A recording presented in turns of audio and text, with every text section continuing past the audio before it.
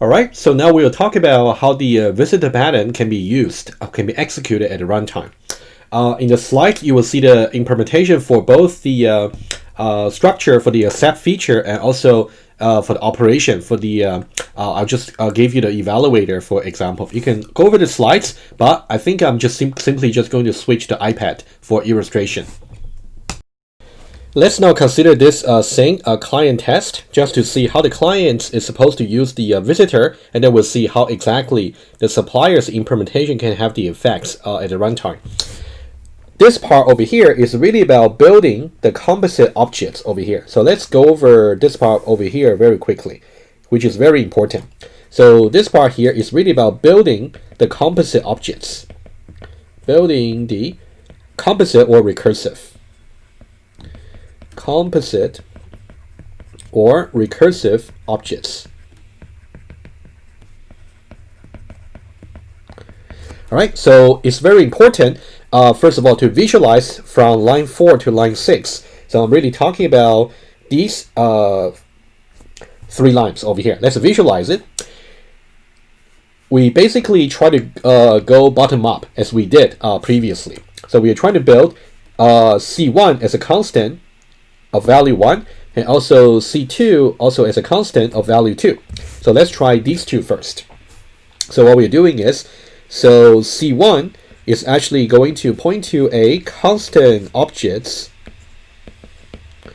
and for the constant, remember, it's simply just going to contain the value. For example, let's say value, some private attribute value for assignments. And then, so value here is simply just going to be 1.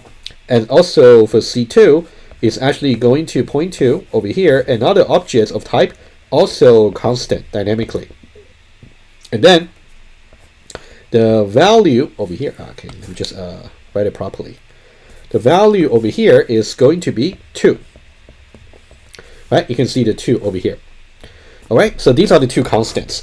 And then we're trying to say create an addition at the make, and then C1 will be the left child and C2 will be the right child, right? We got left and right. It's a binary operation. So here we'll simply say we got at, which is going to point to an object over here simply of type addition. Addition, and then we got left and right. Left and also right. So the left is pointing to C1 and the right is pointing to C2 over here. And then we're also trying to create a visitor over here, V. Dynamically, V is really pointing to an evaluator. Right? You can see it's an evaluator dynamically. So evaluator. Okay. And don't forget the evaluator, as we mentioned before, the evaluator also contains an attributes of type integer. You will see that in the implementation on the slides, but I'll also illustrate that. So there will be also value. And by default, it's simply just 0, right? What we want to do now from the client's point of view is simply call add.accept v. We're basically calling the accept feature on this particular add reference, which means it's going to somehow pass the reference of v over here into the add, right? Let me just annotate that. So the v over here, the arguments is going to be passed as arguments to the accept feature that's called append add over here. So what that will do is v over here recursively is actually going to visit this tree structure over here and then somehow try to calculate the result for evaluation purpose, because dynamically it's an evaluator, right? That's kind of what's going to happen. But let's see exactly how things will happen at runtime for the visitor pattern. So let me talk about, before I try to trace the code, so this is basically the composite object I just sketch over here. It's just a little bit more organized over here, right? And we're going to trace on exactly how the visitor over here is going to visit this dynamic structure. We'll see that dynamic and recursive structure. Let's look at the implementation for both sides. Let's look at the structure over here. You can see this part over here. The 2 classes I give you, for example, you can remember we got constant and we also got addition. So these are the 2 classes. You can see constant and also addition. Let's take a look at how the accept is implemented over here, right? The way you write it is very standard, okay? For example, if you're in the context of the constant class, right? Let me just highlight it here. If you're in the context of the constant class over here, you're going to say, since you're going to accept v of type visitor, right? Always visitor statically. You're going to say v.visit, and now you're going to call the visit constant. So the reason is, you can see, remember we actually said before, the feature over here, visit constant, is really corresponding to the constant class over here, because its argument parameter type is simply just constant. So that's why under the constant you will call it the visit constant. And then what about the argument over here? What can you pass as the constant type? It's basically the current class that will be passed. Exactly how that works, we'll trace it together with you. But for now, you just have to see how exactly it should be written. And similarly, under the addition, you'll do the same. Under the addition, the accept will simply be the v.visit addition, which will take an addition. So now what can we pass as an object of type addition? Just the current class over here. All right, so if you come back here, so now if you see, let me use another color here. So you can see under the class addition, so now you can see the same accept feature, which will take v of type statically visitor. So now we're going to say visit addition. And don't forget, the current over here, okay, let me just use consistent color here. The current over here is of type constants. And don't forget, current is analogous to this in Java, right? If you implement the visitor pattern in Java, you will do the same thing. And the current over here is simply because the visit addition will take as a parameter of type addition. And later on, if you want to have your own developments, so for each of the structure type, addition, constant, variable, Boolean, constant, multiplication, modulo, whatever, right? So if you're going to implement the accept in a similar manner, it really depends on which context you are, and then you will simply call the relevant visit operation. Okay, that's about the structure part. Okay, so this part over here we are done. Okay, let's now talk about specifically. Okay. So let's now see where the diagram is, right? We want to talk about, so we already know these are the two defer routines that we declare. So let's only talk about evaluation, for example, right? You can definitely feel free to do as an optional exercise how to see how to do pretty printer and also type checker. We also got some tutorial video optionally for you. So you will see that at the end. I'll point it out to you. Okay, let's see how for the evaluator, how we can implement visit constant and also visit addition. Okay, let's see exactly. Okay, so now, let's now go back here. So let's see visit constant. You can see the visitor. We got two deferred routines over here: visit constants and visit addition. And you can see for the evaluator, you can see here. This is the value feature I was talking about previously, right? So in the diagram, I said the value over here is an attribute that's specific to evaluator. That is why we had to do a cast over here, right? That's something already spoke about, right? Let's now say the value here is going to store the final result for us. Let's now see, for example, let's say when you try to do visit constants, the base case, when you say visit constant over here, so now how do you visit a constant for evaluation purpose? Because a constant is simply, for example, just of this particular structure. There's no recursive structure. So you simply return its value. You just say return, see the value, right? That's easy. So for handling base cases for the visit, normally you just return some direct value, like an attribute value, see that value right away.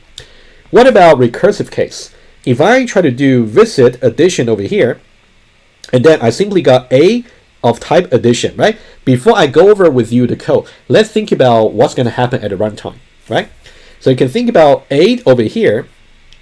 A is of type addition.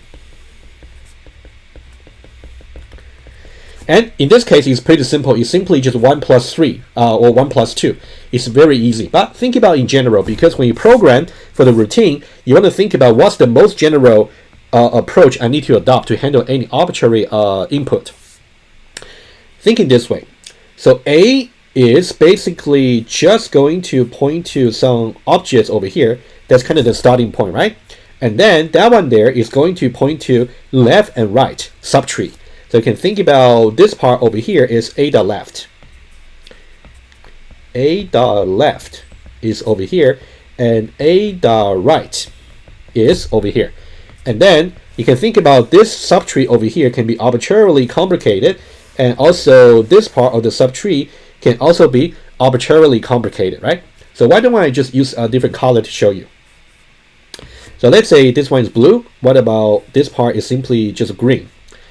Okay, let me just color that. Okay, so this part here should be green. Okay, so let's take a look. So how do I get a result? How do I visit this particular subtree, right?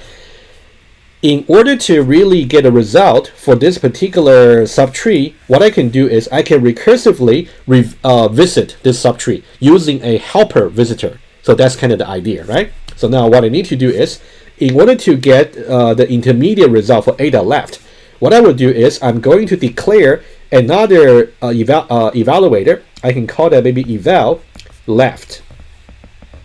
That's simply of type evaluator. Okay, once I initialize eval left appropriately, so now this part over here, how do I get its result? First of all, I need to say a dot left. So this is the root of the subtree over here, right? So this is the root of the subtree. And then I'm going to accept this particular local or helper evaluator, and then I'll say eval left. Eval left. And after this, eval left is going to automatically actually visit this entire tree, and then it's going to record the result in its own value. And then I'm going to get eval left dot value. So this is really the value I would like to keep in order to calculate the overall result when I return back to here, but I'll get there. So what about the right hand side? For the right hand side, it's going to be done in a very symmetric way. So this is the right subtree over here. And then how do I calculate it? So in order for me to calculate it, I'm just going to say a dot right. So it's now going to be the context object, right? And then I'm going to accept. And then accept what? So now I'm just going to declare maybe another local variable. It's better to declare local variables like helper visitors rather than reusing the same visitor. Because if you use the same visitor, you're just going to override the value by different parts of the visiting. In that, for example, when you actually try to use the visitor just to walk through this part over here, it's going to override the value part. And then if you try to use the same visitor for this part, it's just going to override the previous result. So you're not going to record it, right? That's why we're using two local visitors. So eval right over here is also of type evaluator. All right, so now we're just going to pass eval and then right. Okay, so once you've done this, you're just going to check to see what's the value for eval right dot value. All right, so this part over here is simply just going to be this value over here. So now finally, what should be the result that should be returned over here? So now this part over here, let me just say that's a final value I would like to have. So this part here is simply just going to be this part intermediate result, and also this part for the intermediate result. So for each intermediate result, you better use a local, like a separate visitor to actually do the job, rather than using the same visitor object, in which case you can easily run into inconsistent value. All right, so this one will just be eval left dot value plus eval right dot value. Okay, so these are the two, and add them up together. Okay, so hopefully you can see the conceptual sketch over here. That's exactly how the visit addition is implemented. So let's now go over that quickly. Okay, so now you can see that over here, inside the visit addition, A is of type addition. So we simply declare eval left, eval right of type evaluator, right? That's exactly what I did. And then we'll try to see a dot left and also a dot right. Individually, they're going to accept eval left versus eval right. Notice that I actually it will work programmatically if I simply put current over here. and current over here. I just want to reaffirm what I just said previously. If I simply pass current and current, it will compile because current is simply of type visitor, or more precisely, it will be of type evaluator. In that case, doing this, think about what's going to happen here. When you try to execute this block, this line of code, current is going to visit the left subtree, and then it's going to update the value appropriately, right, into something maybe called x. However, when you try to visit a.right using the same current, in that case, it's going to wipe out x and then write the value y. That's the visit result from the right subtree. In that case, you cannot really accumulate it, right? So you can see what I meant by we really have to just declare two separate local variables for the evaluator to really separately recursively visit left subtree and also recursively visit right subtree separately, right? You cannot use the same variable, right? I cannot emphasize that enough. All right, so after this, you can see we simply say the value for the current result for the current evaluator will simply be eval left.value and also eval right.value.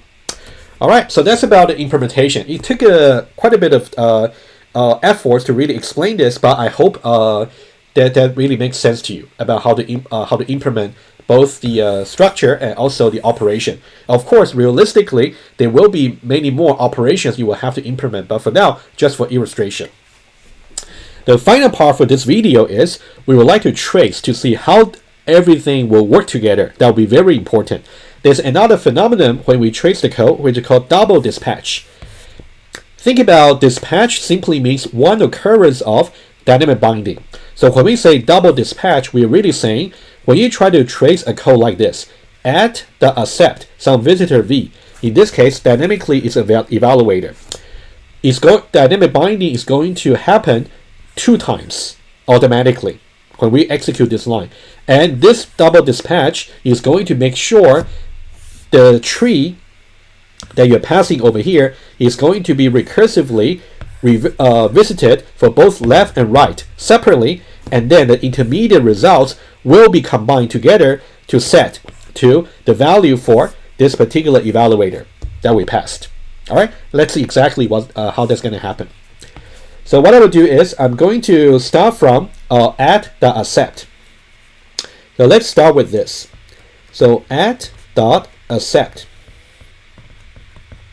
and then v. Now let's talk about the first dispatch. The first. So when we say dispatch, we really meant dynamic dispatch, like a dynamic binding. Dynamic dispatch. So what will be the first dynamic binding? How is that going to occur? So when you call a.accept, apparently we're calling the routine upon this particular context objects. So now, which version of the accept is going to be called depends on the dynamic type of add. Correct? Right? So now because add over here, well, you can think about in general, you might simply just put maybe e over here. Of static type expression, just e. However, over here, we just put add over here. So add, what's the dynamic type? Well, dynamic type is simply just addition. So that means the version of the accept that's defined in addition is going to be called. So this will be the version that's going to be called. So I'm just going to color that for you. First dynamic dispatch means that version, let me just make it even briefer for you. You can think about accept in dynamic type of add is simply addition. Let me just make it even more explicit for you. Dynamic type of add is addition. So that means the accept in addition is invoked, is called. All right, so that means we are going to call this particular version of the accept. So that's the first dispatch. Okay, hopefully you're okay with the first dispatch. First one, depending on the dynamic type, and then the version in the addition is going to be called. All right, so let's call that. When we call this particular line over here, so that means we're going to say v.visit addition and then currents. So now what's going to happen over here? Basically, what's going to happen is we're going to have just another routine call. So now v will be now the context objects and visit addition. So now how many versions of visit addition do we have? So you can see v over here. What's the static type? V has a static type visitor. So you can think about this is the static type. So now how many versions do we have for visit addition? Let's look at the architecture diagram. You can see if the static type is simply just visitor, so we know that there are 3 versions of visit addition. If you look at that, visit addition at this level is simply deferred. So that means we got version number 1 in the evaluator, we got version number 2 in the pretty printer, and we got version number 3 for the type checker. So we got 3 different versions. The number of versions we have for each visit routine depends on how many effective descending classes we have in the composite pattern, right? Just again, the correlation that we spoke about previously. Okay, let's go back here. So now it will be the second dispatch. So I'm going to write it over here. So now I don't have space over here anymore. So let me say the second dispatch. The second dispatch. Okay, so now the second dispatch, we know that the dynamic type of V over here. V over here is evaluator, right? Is evaluator. Okay, so that means over here, which version of the visit addition are we going to call? Well, of course, that's going to be the version that's in the evaluator. Okay, so the visit addition in evaluator is actually called. All right, so that's the second dispatch. So the first dispatch will determine which version of the accept will be called. And the second dispatch will determine which version of the visit addition or whatever visit routine it is will be called. All right, so that'll be the evaluator. All right, so that's about the 2 dispatches. So let's now try to see what's going to happen here more specifically. Let me just say that again. You can see the V over here. So this is the arguments. So this is the V, right? So V is really referring to this V over here. So you can think about this part over here is replaced by just the V, the arguments. So now this V here is dynamic type evaluator. What about the current? What's the current really? Well, if you look at the call over here, this is the so-called context object. So that is the current. So you should really think about this part here is really replaced by the add at the runtime, right? It's a very basic OO I'm trying to say over here. If you got trouble understanding this, please speak to me. All right, so now let's execute this particular one. We know that we should go to the evaluator class over here, evaluator, and then we need to execute visit addition over here, right? And then we're going to pass the what addition should we pass? Well, basically it's this add over here. So that means what we're having here is this part over here is simply replaced by add. And you can see the add is exactly the starting points of the composite object we're talking about, right? You can see it's actually, even though the idea is not difficult, but you have to really be able to trace exactly what's happening over here. So now for the add, you can think about the add simply got the recursive. You can this A here is really the add. So this is the add, which got the recursive structure over here. But the left subtree is pretty easy. It's simply just a constant, and this right subtree here just another constant, right? But in general, it can be arbitrarily complicated, right? That's why I illustrated previously. All right. So now let's see very quickly about how this part here should be executed, right? What's going to happen is this. Let's see, we got 2 parts over here. Let me just use a different color. Okay, so we got this part over here, the green one, and also we got this part over here, the orange one. Okay, I can tell you that double dispatch happens again. because you can see that for here, we're calling the accept. So this will be another instance of double dispatch.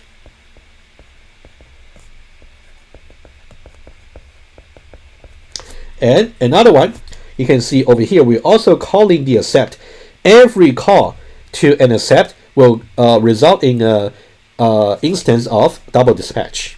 So this is also double dispatch. Okay, I'm not going to repeat it again as an optional exercise for you. Okay, so this will be exercise. Exercise,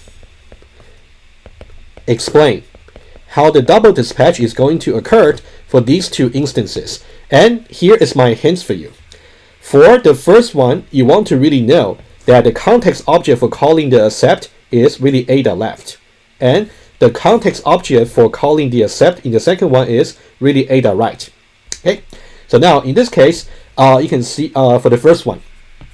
For the first one here, when we say a.left, a.left is really pointing to this particular object, and we are really trying to visit this particular object over here. So if you try to trace down the double dispatch, it will turn out we will try to call visit constants, basically the visit constant, and then when we visit the constant, it's going to return 1. So when you do the exercise for this particular double dispatch, you should be able to find out when we try to trace this particular line, it will go down to calling the visit constant eventually. But do the exercise. I might ask you later, right? So please do. If you got trouble with this, we can answer that in the Q&A as well. All right, just the next one. The next one is gonna be here. So a.right over here. So that means a.right is really referring to this particular object over here. So dynamically it's a constant, which means this part here is actually constant. You will eventually actually call the visit constant over here again, and then we know that it's simply just going to return theta value, right? Theta value is simply just 2 over here. So this part is going to return 2, right? So we know that this part here, okay. Yep, exactly. Sorry, I already wrote it down. Okay, it's simply just 2. So this part, by visiting this part here, is going to give us 1. By visiting this particular subtree, is going to give us 2. So now the 2 visitors are just going to give us. So this part here, the left eval visitor is going to give us 1, and the right eval visitor is going to give us 2. So now if we plus them together, it's going to be 3. So now this 3 will be set to be the value of the current visitor. So what is the current visitor? Remember the visitor v that we talked about over here, right? So that is the v. So now we'll set the visitor value to be 3 over here. All right, so that's the entire process of how things work. If you don't really follow that the first time, it's normal. Visitor pattern, maybe the how it works at a runtime might be more complicated than all the design patterns that we learned about previously. But I'm trying to be very thorough about how things happen, so you may have to rewatch particular parts of this particular lecture video to really see how the double dispatch work. Okay, let me recap. So when you study this particular subject over here, want to know about what the first dispatch is to really tell you which version of the accept will be called. For the second dispatch, you will have to know which version of the visit routine will be called. And then when you actually trace down to individual maybe visit command that's actually involved recursion down to the tree, the subtree over here, right? In that case, you might just get more instances of double dispatch. So that's the 2 exercises I assigned to you that you want to do. All right. So review this, and then we covered quite a bit of details over here in this particular page. You want to review how the composite object is built, and also once it's passed, how you implement the structure part by using the current keyword like a Java this keyword over here, and also how you implement the visit operation over here. And then the mental picture you want to have is when you really got a tree structure over here, and you want to recursively use different local visitors to really visit them and give you the intermediate result. And then at the top level, you'll simply combine the intermediate results returned by the local visitors together. All right, so that's about it. Review the ideas before we conclude on the visitor pattern in the next video.